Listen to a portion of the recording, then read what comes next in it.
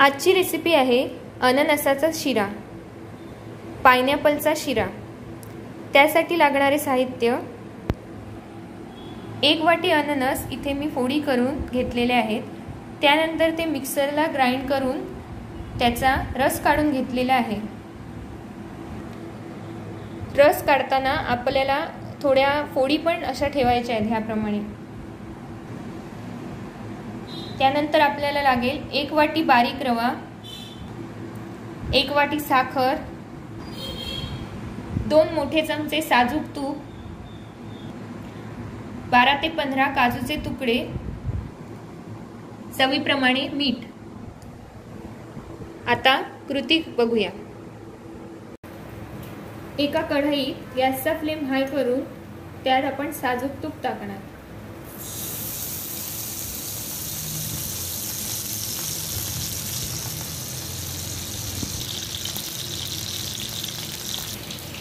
तूप गरम झाल्यावर त्यात आपण बारीक रवा घालणार आहोत व तो हाय फ्लेमवर तुपात व्यवस्थित भाजून घ्यायचा आहे।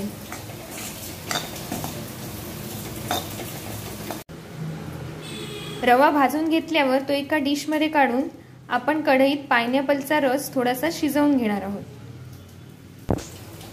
एका कढईत पायनॅपलचा रस आणि 2 वाटी पाणी, साखर, काजू,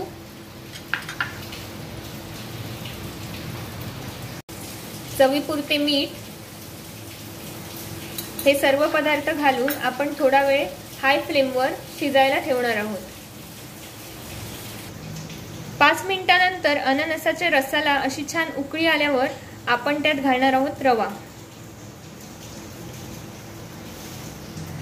रवा घातल्यावर आपण शिऱ्यात साईडने अर्धा चमचा तूप सोडून घेणार आहोत।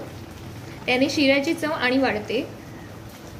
आता शिरा झाकून थोडा वेळ शिजू देणार आहोत। इथे आपण गॅसचा फ्लेम लो ठेवलेला आहे। 5 मिनिटांनंतर शिरा खाण्यासाठी तयार। बदाम व पिस्त्यांनी गार्निश करून शिरा सर्व करा। ही रेसिपी कशी झाली ते मला नक्की कळवा।